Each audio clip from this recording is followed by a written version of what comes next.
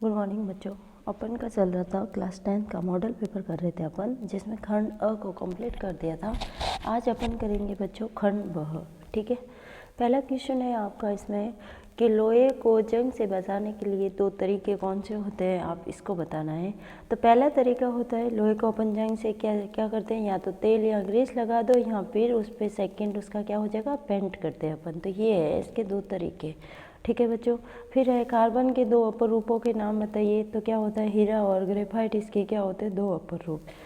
फिर है मिसेल की संरचना का चित्र बनाना आपको। तो मिसेल की संरचना का बच्चों ये चित्र होता है। ठीक है, इसका ध्रुवीय भाग होता है, ये इसका हाइड्रोकार्बन भाग होता है, जो आपकी पूंछ को बनाता है हाइड्रोकार्बन भाग। ठीक है, और ये जो कपड़ा होता है उस पर यह हाइड्रोकार्बन भाग लग जाता है। ठीक है, तेल की बूंद जैसे कोई भी हो गया वो। ठीक है, ये आपकी मिसेल की संरचना, आप इसको अच्छे से याद कर लेना। ठीक है, फिर है आवर्त सारणी में बाएं से दाएं जाने पर परमाणु त्रिज्या क्यों घटती है। अपन आवर्त में इधर से इधर जाते हैं तो क्या होता है, जो नाभिक होता है, नाभिक के ऊपर क्या होता है, आवेश बढ़ जाता है, नाभिक के अंदर आवेश बढ़ जाएगा। अगर आवेश बढ़ेगा तो वो क्या करेगा, परमाणु को, नाभिक की जो परमाणु के इलेक्ट्रॉन होते हैं उनको नाभिक की ओर ज़्यादा खींचते हैं, जिससे क्या होगा, परमाणु की त्रिज्या घट जाती है। ठीक है, फिर है अमावस्या में पाए जाने वाले अम्ल का नाम बताइए। तो बच्चों अमावस्या में पाया जाता है HCl, और उसके क्या कार्य है। तो इसका पहला कार्य है भोजन में उपस्थित हानिकारक जीवाणु को नष्ट करता है HCl। दूसरा है कठोर ऊतकों को घोलना, जो कठोर ऊतक होते हैं उनको घोलने का भी काम करता है। तीसरा इसका इम्पोर्टेंट काम है निष्क्रिय जो एंजाइम होता है पेप्सिनोजन, उसको क्या करता है, सक्रिय कर देता है। सक्रिय करके क्या, पेप्सिनोजन जब पेप्सिन बनता है ना, तब अपना काम स्टार्ट करता है। ये प्रोटीन पाचक हार्मोन है। ठीक है, दूसरा इसका काम है जो निष्क्रिय प्रोरेनिन है।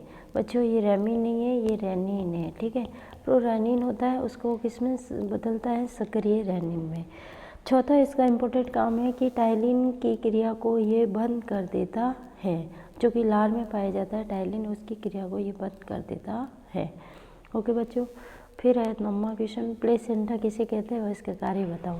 बच्चों प्लेसेंटा क्या होता है, स्तनधारियों में पाया जाने वाला एक अस्थायी संवहनी अंग को संदर्भित करता है, जो क्या करता है, गर्भावस्था के दौरान भ्रूण को, जो भ्रूण होता है उसको माता के गर्भाशय से जोड़ता है। ठीक है, तो ये हो गया प्लेसेंटा। क्या होगा, जो माता का माता जब प्रेग्नेंट होती है, ठीक है, उस समय जो भ्रूण बनता है, भ्रूण को माता के गर्भाशय से जोड़ता है। इसका क्या कार्य है, इसका कार्य क्या है, जो भ्रूण बन रहा है उसको ऑक्सीजन है, पोषण है, सबकी आपूर्ति, या फिर जो अपशिष्ट पदार्थ CO2 गैस, इनको बाहर निकालने का काम ये करता है। दूसरा है प्लेसेंटा एक अंतःस्रावी ग्रंथि का भी कार्य करता है। ठीक है, 10वां क्वेश्चन है पुष्प की आंतरिक मतलब अनुदैर्ध्य कांड का चित्र बनाना। तो बच्चों पुष्प की ये संरचना होती है। ठीक है, इसमें क्या होता है, पुष्प में जो बाहर वाले होते हैं उसे कहते हैं अपन पंखुड़ियाँ। जो सबसे बाहर होती है उसे कहते हैं बाह्य दल, जो हरे कलर की होती है। पंखुड़ियाँ ये रंगीन होती है आपकी। फिर होता है पुंकेसर। पुंकेसर के 3 भाग होते हैं बच्चों। पहला होता है प्रागकोश, ये जो संरचना होती है ये प्रागकोश, और ये है आपके तंतु। ठीक है, इसके 2 भाग होते हैं। फिर है मादा जनन अंग होता है, स्त्री केसर कहते हैं उसे। इसके 3 भाग होते हैं। पहला होता है इसका ये है वर्तिकाग्र, ये है वर्तिका, और ये आपका है अंडाशय। ये स्त्री केसर भाग हो गया, ये पुंकेसर हो गया। पुंकेसर क्या है, नर जननांग है, और ये क्या है, मादा जननांग है। ठीक है बच्चों, मादा जननांग के 3 भाग होते हैं, इसके 2 भाग होते हैं। ये आपके पंखुड़ियाँ, ये आपके बादल है। ये आपकी पुष्प की संरचना हो गई। फिर है लवंश की समता का सूत्र और मात्रक बताओ। बच्चों लवंश की समता का सूत्र होता है P = 1/F। ये आपको याद रखना है। कभी कभी एग्जाम में क्वेश्चन पूछा जाता है, ये आप दे देते हैं, आपको P का मान निकालना होता है। तो P बराबर क्या हो गया, 1/F। इसका मात्रक क्या होता है, लेंस की समता का SI मात्रक डायप्टर। क्या होता है बच्चों, डायप्टर होता है। फिर है 12वां क्वेश्चन, किसी सालक का प्रतिरोध किन किन कारकों पर निर्भर करता है। आपको 2 कारक बताना, एक तो सालक की लंबाई पर, एक आपके उसके अनुप्रस्थ काट के क्षेत्रफल पर निर्भर करता है सालक का प्रतिरोध। ये मैंने आपको क्लास में भी बताया था, अच्छे से समझा रखा है। विद्युत परिपथ तथा साधित्रों में सामान्य उपयोग होने वाली 2 सुरक्षा उपाय लिखने हैं। तो अपन को क्या करना चाहिए, सुरक्षा के लिए विद्युत फ्यूज लगाने चाहिए और क्या करते हैं अपन, उचित अर्थिंग की व्यवस्था होनी चाहिए। अब चुंबकीय क्षेत्र की दिशा ज्ञात करने के लिए दक्षिण हस्त का नियम क्या है बच्चों, वो तो अपन ने पढ़ा था, वाम हस्त का नियम, बाएं हाथ का नियम। ये है दाहिने हाथ का नियम जो चुंबकीय क्षेत्र की दिशा को बताता है।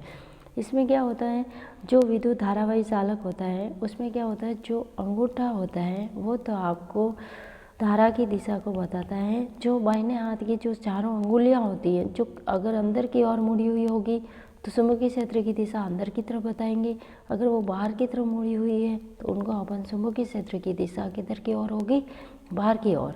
तो ये है आपका दक्षिण हस्त का अंगुष्ठ नियम। 15 क्वेश्चन है, किसी दिए गए विद्युत परिपथ में परिणामी प्रतिरोध कितना होगा बच्चों। तो मुझे बताओ, ये दोनों जुड़े हुए हैं, ये किस क्रम में जुड़े हुए, ये धारा है इधर गई फिर आगे भी गई, कहीं बटी नहीं 2 भागों में, इस कारण ये कौन सा क्रम हुआ, श्रेणी क्रम। श्रेणी क्रम में प्रतिरोध निकालने का क्या फॉर्मूला, R बराबर R1 प्लस R2, ठीक है। तो इसलिए इसका फॉर्मूला क्या होगा, 2 और 2 कितने हो जाएंगे, 4 ओम। ऊर्जा के नवीनीकरण स्रोत और अनवीनीकरण स्रोत की परिभाषा लिखनी है। जो आपको पता है, नवीनीकरण मीन्स जिसको अपन वापस नियंत्रण कभी ख़त्म नहीं होते, प्राप्त होते रहते हैं, तो उसे क्या कहते हैं, नवीनीकरण। मीन्स ऊर्जा के नवीनीकरण ऊर्जा स्रोत वे हैं जो प्रकृति से नियंत्रण प्राप्त होते रहते हैं, जैसे जल ऊर्जा है, पवन ऊर्जा है, सौर ऊर्जा है, ये कभी समाप्त नहीं होंगे। ये स्रोत अपन बार बार उपयोग किए जा सकते हैं। अनवीनीकरण इसका ठीक विपरीत, वे ऊर्जा स्रोत जिनके भंडार सीमित है और जिनके पुनः स्थापित होने में लाखों वर्ष लग जाते हैं, उन्हें क्या कहते हैं, अनवीनीकरण ऊर्जा स्रोत। इसमें कौन आएगा, कोयला, पेट्रोलियम और प्राकृतिक गैसें आदि। पहला क्वेश्चन है, इसमें आपके दृढ़ उत्तरात्मक प्रश्न रहेंगे, 3-4 नंबर के क्वेश्चन रहेंगे। वसा युक्त खाद्य पदार्थों को विकृत गंधितता से बचाने का एक उपाय बताइए। जो वसा युक्त पदार्थ है वो विकृत गंधितता से बचाने के लिए क्या करने का पड़ेगा। तो सबसे पहले ये पता होना चाहिए वो वसा युक्त पदार्थ खराब क्यों होते हैं। तो ये बच्चों इधर अपच्छेद लिखा हुआ है, आप इसको अपच्छेद को काट देना और इसकी जगह उपचयित या उपचयन लिख देना। उपचयन हो जाने के कारण मतलब ऑक्सीकरण होने के कारण क्या होता है, कोई भी वस्तु होती है वो क्या होती है, ऑयली जो भी चीज़ें होती है वो उनकी रंग, गंध, स्वाद में परिवर्तन हो जाता है, ठीक है। तो इसे बचाने के लिए अपन क्या करते हैं, उन खाद्य सामग्रियों के अंदर प्रति ऑक्सीकारक मिला देंगे ताकि उसका ऑक्सीकरण न हो, ठीक है बच्चों। फिर है, इस अभिक्रिया में पूछा गया है आपको कि CuO plus H2 Cu plus H2 किस अभिक्रिया का तो उपचयन हो रहा है, किसका अपचयन हो रहा है। तो जिसमें से ऑक्सीजन बाहर निकलेगी उसका तो क्या होगा बच्चों, अपचयन, और जिससे ऑक्सीजन जुड़ती है उसको अपन क्या कहते हैं, उपचयन। तो बताओ इसमें ऑक्सीजन CuO से क्या हो रही है, बाहर निकल रही है, तो Cu का तो क्या हो रहा है बच्चों, अपचयन, और H2 का क्या हो रहा है, उपचयन, ठीक है बच्चों, ओके। अब है फिर मानव में अग्नाशय ग्रंथि से निकलने वाले हार्मोन का नाम तथा कार्य बताना है। तो मानव की जो अग्नाशय ग्रंथि होती है उसे हार्मोन स्रावित होता है जिसका नाम है इंसुलिन। इंसुलिन का क्या काम करता है, ये रक्त में ग्लूकोज का जो लेवल होता है उसको बनाए रखता है तथा ग्लूकोज को ग्लाइकोजन के संश्लेषण के लिए प्रेरित करता है। और अगर इंसुलिन की कमी हो गई तो अपने अंदर कौन सा रोग होगा बच्चों, मधुमेह रोग, ठीक है। ये क्वेश्चन हो गया। फिर है आपका मानव लिंग निर्धारण को समझाओ तथा इसका आरेख चित्र भी बनाओ। तो आप सबको पता है अपने अंदर 46 गुणसूत्र होते हैं, कितने, 46 मीन्स 23 जोड़े गुणसूत्र हैं। इसमें से जो 44 गुणसूत्र होते हैं वो आपके अलिंग गुणसूत्र कहलाते हैं। कैसे गुणसूत्र होते हैं 44 गुणसूत्र, अलिंग गुणसूत्र, ठीक है बच्चों। और जो आपके 2 लिंग गुणसूत्र, और लिंग गुणसूत्र कितने होते हैं आपके, 2, कितने होते हैं बच्चों, 2 लिंग गुणसूत्र होते हैं, ठीक है। X जो नर होता है उसमें तो X तथा Y होते हैं, जो मादा होती है उसमें दोनों ही XS गुणसूत्र होते हैं, ठीक है। जी, ये नर है, इसमें एक्स वाई गुणसूत्र होंगे। जो मादा होगी उसमें दोनों एक्स एक्स गुणसूत्र होंगे। ये लिंग गुणसूत्र है, ठीक है, लिंग गुणसूत्र। फिर नर के अंदर जो शुक्राणु होते हैं उसमें एक प्रत्येक शुक्राणु होता है उसमें या तो एक्स होगा या फिर क्या होगा वाई। और मादा के द्वारा जो अंडा बना उसके अंदर हमेशा ही क्या आता है एक्स। अब इनके बीच जब संलयन की क्रिया होगी तो क्या होगा, जैसे ये एक्स है ये वाई, अगर ये एक्स इस अंडे के एक्स से निषेचन करेगा तो आपका क्या बनाएगा एक्स एक्स युग्मज बनाएगा। और अगर ये वाई करेगा तो इससे क्या बनेगा एक्स वाई, ठीक है। अब जो ये युग्मज बना है जिसमें एक्स का एक्स से निषेचन हुआ है तो उस समय जो संतान बनेगी आपकी वो क्या होगी मादा। और जब x का y से संलयन हुआ है, y का मतलब x से संलयन हुआ है, तो उस समय जो संतान बनेगी वो आपके क्या होगी नर। तो इस तरह अपन डिटरमिन करते हैं, फाइंड करते हैं कि मादा है या फिर नर है, लड़का है या लड़की, ठीक है। दृग दृष्टि दोष के निवारण के लिए कौन सा लेंस काम में लेते हैं। मैंने आप सबको बताया था दृग दृष्टि मतलब दूर दृष्टि दोष के लिए, दूर तो ऊ आ रहा है इस मात्रा के अंदर, ठीक है। तो अपन इसको लेंस को इसको दूर करने के लिए किस लेंस का उपयोग करेंगे, उत्तर लेंस काम में लेंगे। सूर्योदय और सूर्यास्त के समय सूर्य का रंग लाल क्यों दिखता है। तो बच्चों इसका कार्य यह है कि जब सूर्य सिर के ठीक ऊपर होता है तो सूर्य से आने वाला प्रकाश अपेक्षा कम दूरी पर चलता है, ठीक है। दोपहर के समय सूर्य श्वेत प्रतीत होता है क्योंकि नीले तथा बैंगनी वर्ण का बहुत थोड़ा भाग ही प्रकीर्ण होता है, ठीक है, क्योंकि वो सूर्य अपने सिर के ऊपर ही होता है। और सूर्योदय के समय सूर्य क्या होता है क्षैतिज अवस्था में होता है। इस समय सूर्य से आने वाला प्रकाश हमारे नेत्रों तक पहुंचने के लिए पृथ्वी के वायुमंडल में वायु की मोटी परत से गुजरता है। क्षितिज के समय नीले तथा कम तरंगदैर्ध्य के प्रकाश का अधिकांश भाग किरणों द्वारा प्रकीर्णित हो जाता है, ठीक है। तो नीला तथा ये भाग प्रकीर्णित हो जाता है, इसलिए हमारे नेत्रों तक पहुंचने वाला प्रकाश अधिक तरंगदैर्ध्य का होता है।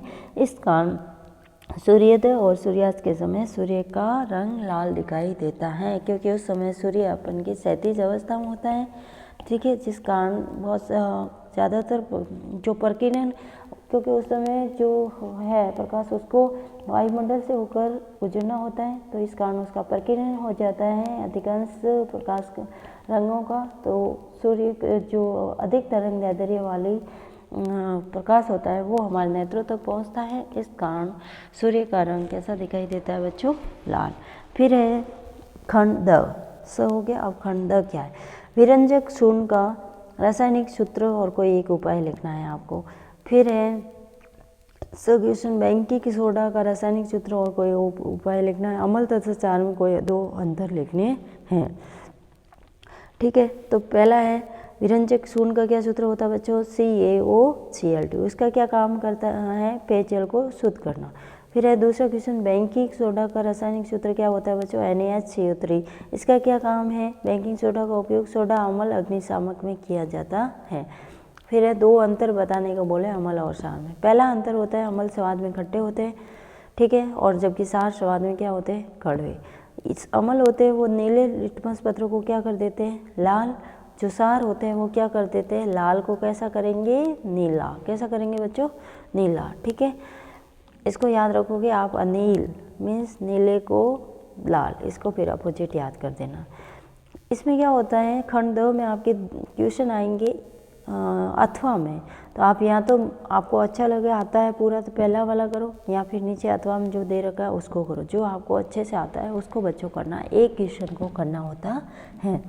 इसमें आपको सुमेलित करना है, ठीक है। तो संतरे के अंदर कौन सा अम्ल पाया जाता है, तो जो भी खट्टे अम्ल होते हैं, सिट्रिक फल होते हैं, सिट्रिक अम्ल पाया जाता है। आंवले के अंदर कौन सा पाया जाता है, एस्कॉर्बिक अम्ल। नेटल का डंक होता है उसके अंदर मेथेनोइक अम्ल। जो इमली होती है उसके अंदर क्या पाया जाता है बच्चों, टार्ट्रिक अम्ल। तो इस तरह आपको ये मिलान करना है। फिर है धावन सोडा का रासायनिक सूत्र और दो उपयोग। धावन सोडा का क्या रासायनिक सूत्र होता है बच्चों, Na2CO3 10H2O। इसके दो कार्य क्या हैं, ये जल की कठोरता को हटाने के लिए अपन धावन सोडे का उपयोग करते हैं, कपड़े वॉश करने के लिए भी करते हैं। इसका उपयोग बोरेक्स जैसे सोडियम यौगिक के उत्पादन में भी होता है।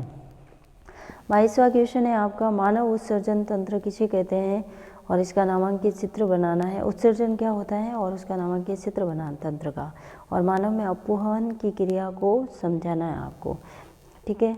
तो उत्सर्जन क्या होता है? उपापचयिक प्रक्रियाओं के फलस्वरूप जो निर्मित हो रहे हैं आपके नाइट्रोजन युक्त अपशिष्ट पदार्थ, उन और जो भी लवण होता है उनको शरीर से बाहर निकालना क्या कहलाता है? उत्सर्जन। ये है आपका उत्सर्जन तंत्र का नामांकित चित्र, ठीक है। इसमें आपको बच्चों ये ध्यान रखना, जो आपका वक्र होता है वो दोनों जो ये है वक्र, ये एक दूसरे के बराबर स्थिति में नहीं होते हैं, तो हल्के से ऊपर नीचे होते हैं, जैसे कि आपको इस चित्र में भी दिख रहा है। तो इस चीज़ को आप अच्छे से ध्यान रखना, ठीक है। ये होता है आपका बायां वक्र, यह आपका है दायां वक्र। ये है आपकी मूत्रवाहिनी, ये है मूत्राशय, ये है मूत्र मार्ग। फिर है अपवहन की क्रिया क्या होती है? कभी कभी क्या होता है, अपने वक्र खराब हो जाते हैं तो कृत्रिम वक्र लगाए जाते हैं। तो कृत्रिम वक्र द्वारा किस प्रकार अपशिष्ट पदार्थों को बाहर निकाला जाता है, उस क्रिया को अपवहन कहते हैं, ठीक है। तो आपको ये याद रखनी है, और इसका एक डायग्राम है, बुक से आप इसको याद कर लेना। फिर है अथवा में आपका क्वेश्चन है, भोजन का पाचन किसे कहते हैं, और पाचन तंत्र का नामांकित चित्र बनाना है, और भोजन के पाचन में लार का क्या कार्य है। या तो आपको ऊपर वाला क्वेश्चन करना है या फिर नीचे वाला, जो आपको अच्छा लगे वो करना। जो अच्छे से बिल्कुल अच्छा आ रहा है उसको ही अटेंड किया करो, दोनों क्वेश्चन कभी अटेंड मत करना, ठीक है। तो पाचन क्या होता है? जटिल और अघुलनशील भोजन होता है। जो जटिल होता है अपन करते हैं तब, और अघुलनशील भी होता है, उसको विभिन्न एंजाइमों की सहायता से सरल बनाया जाता है, और विसरणशील अवस्था में बदलने की क्रिया को पाचन कहते हैं। जो अघुलनशील होता है उसको विसरणशील अवस्था में परिवर्तित किया जाता है। ये आपका पाचन तंत्र का चित्र है, इसको आप अच्छे से बना के सीख लेना। फिर है लार का क्या कार्य है? तो लार एक क्षारीय तरल होता है जिसके अंदर टाइलिन एंजाइम उपस्थित होता है। ये टाइलिन एंजाइम क्या करता है? जो आपने भोजन किया उसके अंदर जो मंड होती है उसको शर्करा में बदलने का कार्य करता है, ठीक है बच्चों। फिर है 23वां क्वेश्चन, अवतल दर्पण द्वारा प्रतिबिंब का किरण आरेख बनाओ जबकि वस्तु फोकस पर है। वास्तविक और आभासी प्रतिबिंब में दो अंतर लिखने हैं। तो आपको ये चित्र बनाना है ऐसा अवतल पर, जब वो वस्तु किस पे होगी? फोकस एफ पर होगी, ठीक है। इसमें वास्तविक प्रतिबिंब और आभासी प्रतिबिंब में एक अंतर, दो अंतर बोला है। तो वास्तविक प्रतिबिंब होता है वो अपन जस्ट दर्पण के जस्ट सामने बनता है, ठीक है, जबकि जो आभासी होता है वो दर्पण के पीछे बनता है। वास्तविक प्रतिबिंब सदैव कैसे बनते हैं? उल्टे बनते हैं, जबकि कल्पित या आभासी प्रतिबिंब हमेशा कैसे बनते हैं? सीधे बनते हैं। उत्तल फिर अथवा में है, आपको या तो ये करना है या नीचे वाला। उत्तल लेंस द्वारा बनने वाले प्रतिबिंब का किरण चित्र बनाना है आपको जबकि बिंब की स्थिति अनंत पर हो, तो इस टाइप का चित्र बनेगा आपका। दर्पण और लेंस में दो अंतर बोला है आपको। तो दर्पण क्या होता है? किसी कांच की पट्टिका के किसी एक और परावर्तक पदार्थ की पॉलिश कर देते हैं तो आपका दर्पण बन जाता है। और लेंस पारदर्शी होता है दोनों तरफ से, जो दोनों पृष्ठों से घिरा रहता है, पूर्ण रूप से पारदर्शी होता है, किसी भी प्रकार की पॉलिश नहीं होती। दर्पण क्या होता है? इसमें एक गोलीय पृष्ठ पाया जाता है, जबकि लेंस होता है उसमें कितने गोलीय पृष्ठ पाए जाते हैं बच्चों? दो। ओके बच्चों, यह आपका मैंने पूरा बता दिया है मॉडल पेपर 1, जो आपके 2023 के लिए काफ़ी इम्पोर्टेंट रहेगा। इसमें काफ़ी क्वेश्चन आने की संभावना है। आप इसको अच्छे से याद करना और लोगों को शेयर करना ताकि उनको भी इसका फ़ायदा मिल सके, ठीक है बच्चों। मेरे चैनल को सब्सक्राइब करो ताकि आपको जब भी मैं वीडियो डालूं तो आपको नोटिफिकेशन प्राप्त हो सके।